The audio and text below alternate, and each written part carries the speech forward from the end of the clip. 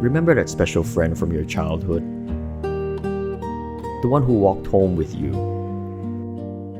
The one you made plans with during term breaks. The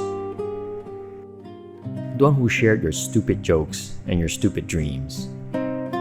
What happened to that friend? Do you still check on them on Facebook?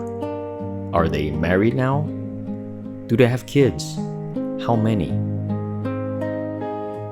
Or worse, are they still alive? When was the last time you actually spoke to them? Hey friends, I'm VCR Guy, and today I'm diving into Stand By Me, a coming-of-age classic directed by Rob Reiner, based on a Stephen King story about the purity of childhood friendship and how it easily slips away from us.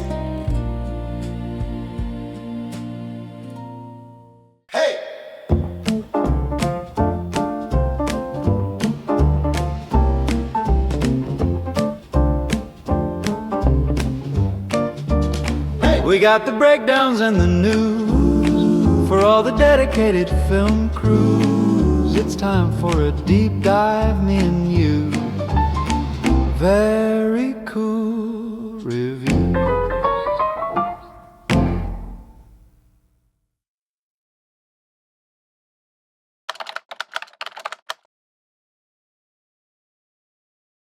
The story begins with Gordy LaChance, a writer, reading a newspaper report about the passing of an attorney in a restaurant. This sparks a memory. One summer in 1959, in the small town of Castle Rock, when he was 12 years old. I was 12 going on 13 the first time I saw a dead human being. Young Gordy spent most of that summer with his three best friends. Chris, the tough kid with a good heart, Teddy, wild and unpredictable, and Vern, anxious but loyal. One afternoon, Vern overhears his older brother talking about a missing boy, a kid named Ray Brower, whose body is supposedly lying somewhere along the train tracks outside of town. The four boys decide to go on an adventure to locate the missing boy and become hometown heroes. So they set out on foot, The idea of seeing that kid's dead body was starting to become an obsession. following the tracks through forests, junkyards, and riverbanks.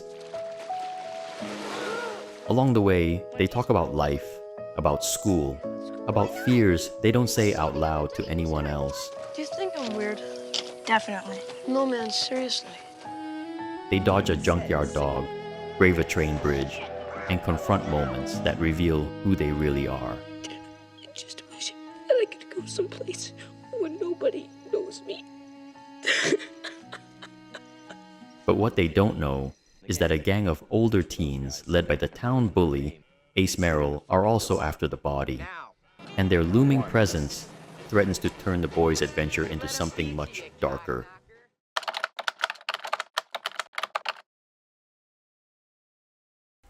There's something strange that happens when we get older. We don't stop having friends. We stop having that kind of friend.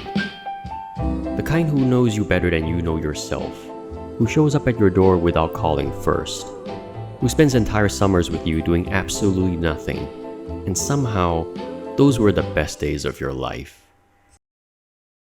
As adults, we gather a different kind of circle. People we meet at work, people we meet at parties, people we talk to because it's polite. Good people, but not the ones who drop everything and just follow you down the railroad tracks in search of adventure. Childhood friendships are forged before we develop pride and egos, before we start putting on masks. Back then, we weren't trying to impress anyone. We weren't curating our personalities for social media. We weren't worried about being judged for caring too much. We just cared. Stand By Me captured that perfectly. Four boys who don't fully understand the pain their families have given them, but somehow understand each other completely. They make room for each other's fears, each other's stories, and each other's struggles. And that kind of friendship, real friendship, is rare. Not because it never lasts, but because the world makes it harder to hold on to. As we grow up, time pulls us apart. Schedules replace spontaneity, responsibilities replace imagination, and somewhere along the way, the world convinces us we don't have time to nurture bonds like that anymore.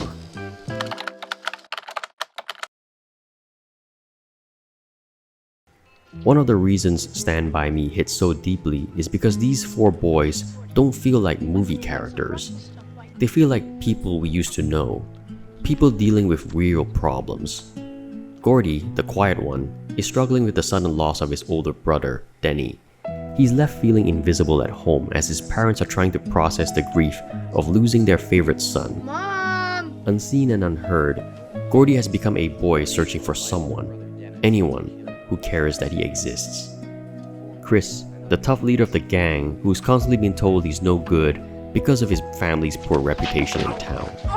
Trapped inside a verdict he didn't earn, he is forced to face an unfair childhood. Teddy, the wild one, carries the trauma of an abusive father who suffers from PTSD. He constantly struggles between hating and revering his old man. He's crazier than a shithouse rat. No wonder you're acting the way you are, with a loony for a father. That painful contradiction pushes Teddy towards a path of self-destructive behaviors.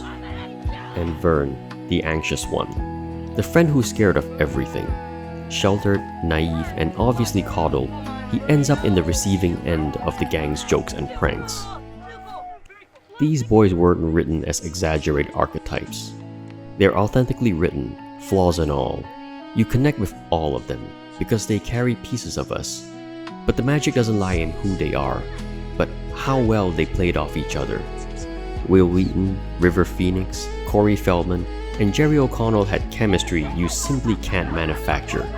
They captured the purity, the stupidity, the tenderness, and the honesty of childhood friendships so perfectly. Watching them together was like witnessing a truly talented cast of future legends in the making.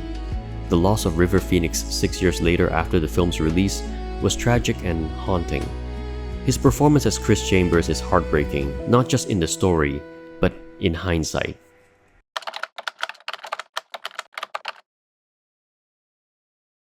Hey, you guys. I bet you anything that if we find him, we'll get our pictures in the paper. Yeah, we can even be on TV. The boys set out on what seems like a simple mission. Walk the tracks, find the body, come home heroes. A soldier of fortune is a man called Paladin. But Stand By Me taps into a kind of childhood adventure that barely exists anymore. One born from morbid curiosity, wonder, and a kind of bravery you only have when you're 12. No buzzing notifications, no GPS telling them where to go, no selfies documenting every 10 steps. Just 4 boys, a rumor of a dead kid, and miles of forest stretching endlessly ahead. What makes this chapter of the film so powerful is how honestly it captures a long-lost version of childhood.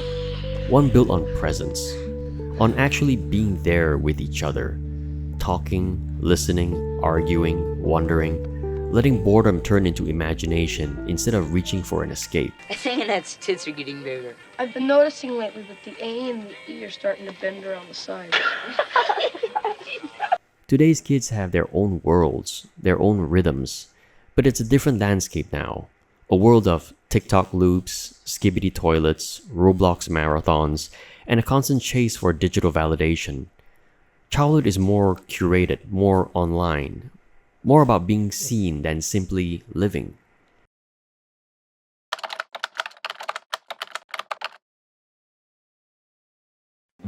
Growing up before the internet felt smaller, but in the best possible way. Back then, everybody drank from the same cultural well. Everybody jammed to the same tunes from the same handful of radio stations. Hey, Bruno, where's the radio? Let's see if we can get some sounds. Everybody watched the same TV program the night before and can't wait to talk about it during recess in the school grounds the next day. Mickey's a mouse, Donald's a duck, Pluto's a dog. What's Goofy? Passions overlap, and everyone had a common interest to bond over. He can't be a dog. He wears a hat and drives a car. But today, everything is personalized. Every Spotify playlist is a bespoke personality test. Every YouTube home screen is algorithmically handcrafted to reflect your individuality with surgical precision. Your recommended videos are yours and yours alone. And while the internet promised to connect us, strangely, it also pushed us apart. We've become a generation of custom-made islands. It's rare to meet someone who loves the exact same things at the exact same time, in the exact same way you do. God, that's weird. What the hell is Goofy? And that makes genuine connections harder.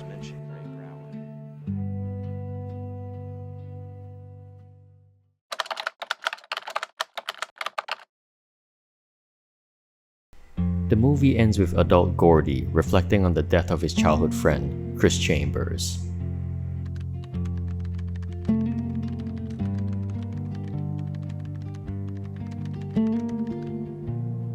It's nostalgic, but it's also quite devastating, because deep down, we know he's right.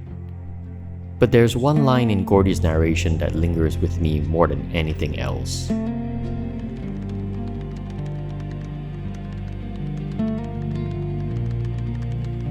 A decade, 10 years of adulthood, 10 years of routines, responsibilities, and drifting apart, 10 years where neither of them picked up a phone. And that's what haunts me. Would Gordy have missed Chris if he hadn't died? Would he have honored that friendship if he hadn't happened to see that newspaper article that morning? We do this, don't we? We wait for something irreversible, something tragic, before we say the things we should have said earlier. Before we realize the weight of someone's absence. Before we understand the shape they left behind in our lives. There's a purity in childhood friendships that we rarely have in adulthood. It's honest, it's unfiltered, and maybe it's the purity we need in our current lives now. You could be a real writer someday, Gordy. I don't want to be a writer. It's stupid. It's a stupid waste of time. That's your dad talking. Bullshit. Bull true. To most, Stand By Me is a great coming-of-age movie from the 80s. But to me, it's a reminder. A reminder to reach out, to reconnect, to send that message, to dial that old number, to stop waiting for the universe to force our hand.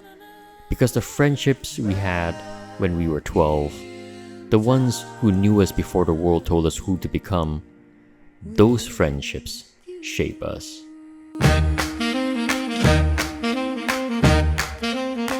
We'd walk to the corner, $5 in our hands, talking about heroes and rock and roll bands.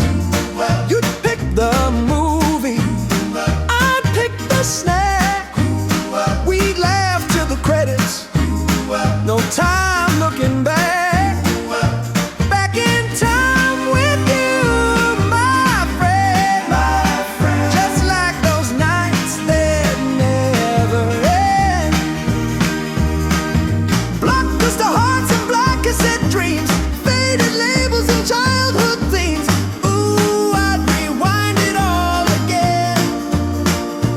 Back in time with you, my friend. Shine